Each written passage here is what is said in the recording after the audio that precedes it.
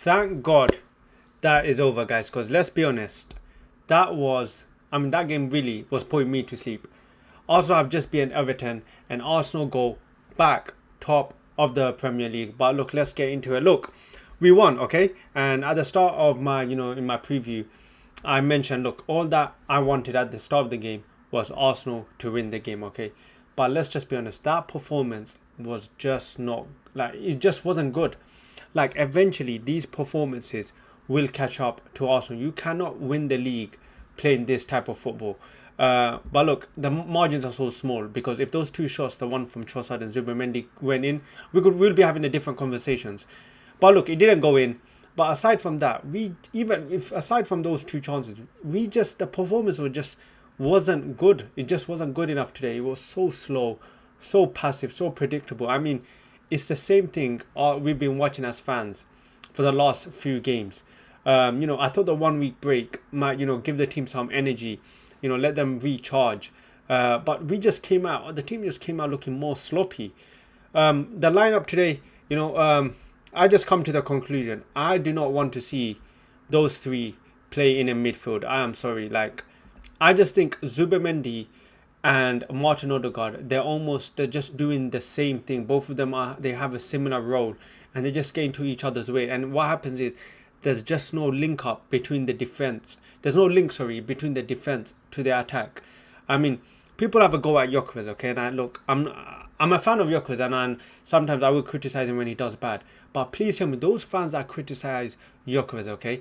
Please tell me, you watch a performance like today, you watch the creativity that's placed around him. I mean, what on earth is he supposed to do with service like that? The best, like he literally, the only time he actually managed to get into a dangerous position where he got, where someone actually passed it to him was from William Saliba, and that was our centre back in the first half. William Saliba was giving better service to Gyökeres than our midfielders. Like, how can you be expecting a striker like Victor Gyökeres, a striker that relies on service, to play in a team like this and succeed? I mean, I feel so sad for Victor Gyökeres sometimes. I just feel like he's playing at such a disadvantage. It feels like he's making the runs, but no one is playing to him. Look, we get the penalty in the first half, and Gyökeres puts away. What a penalty, by the way. Brilliant penalty. And for me, those are my favourite type of penalties. None of these stuttering, straight, smash it in. Keeper had no chance. Even if Pickford had even if there was two keepers, no way was he saving that. But apart from that, after the goal, it was the same thing that we've been seeing in the last few games. We just didn't take the game to Everton. We didn't put our foot down. We just sat back, side to side passing. I mean, I'm pretty sure majority of the ball was spent around these five, sorry, between Saliba, Nketiah, David Raya. I'm pretty sure that's where majority of the ball was played between. Look, I get it. Maybe they just want to reserve energy, okay? There's a tough week coming up. There's a tough week coming. There's a lot of games. Maybe the players just want to reserve their energy. I mean, when they realize there is an opportunity to reserve energy, maybe the players are just deciding, let's just not get out of second gear and just get through with a win. And of course, at the same time, maybe they realize the way to, Everton fans, they were going to be up for it, and they were up for it. And maybe the way, at the same time, maybe they realized they just have to frustrate the fans, and maybe that was the game plan in that first half. But the thing is, these type of performances, it will catch up to you. It simply will catch up to you.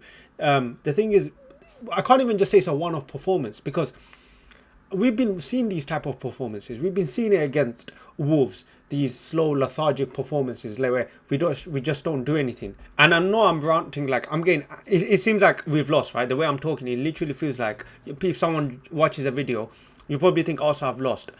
But I mean, you watch that performance, and it just doesn't give me any encouragement. Like, it doesn't show me anything new. Like, maybe I could be wrong. Maybe they played like this to deal with the atmosphere, okay? But the thing is, this Everton side, they were missing a lot of key players. I mean, look at the players that were missing, like Idrissa Gueye, Drewsbury Hall, and I can't say his name because I would bother. But these are three key players. This was an Everton side, and Beto didn't even start as well. This was an Everton side that was there to be gotten at. The opportunity was there for Arsenal to make a big statement win. Gabriel Jesus comes on for Victor Gyökeres. I think he came on at probably the 70th minute or 60th minute. I think he looked okay outside the box. There was some nice link-up play, but inside the box, he really didn't do much. Odegaard today, I think Odegaard today, look, Odegaard's one of my favourite players. But I think today he just was so sloppy, especially at the final third. His overall play in, when he was deep was fine, but his final third play just wasn't good enough today. I remember I think it's just suited playing deeper. I think there was one chance in the first half, I remember, where it was him, Victor Gyökeres and Saka, and it was a chance to make it 2-0. We're running through with Martin Odegaard, and Odegaard just overhit a simple pass to Victor Gyökeres. Now, these are the things that will cost us. Declan Rice, I think he was brilliant today. My man of the match. He really did carry that midfield. He was everywhere today. And yeah, imagine he gets injured. What will we ever do if Declan Rice gets injured? Yeah, by the way, another thing, just off topic. That penalty, by the way, I don't know why it went to VAR. And then the referee had to go on-field decision and look at 5 times before he decided it was a handball. Like, you could tell it was a handball within the first look. But for some reason, the referee had to look at 5-6 times. Because you just know they're trying to find a simple thing so they don't award that handball.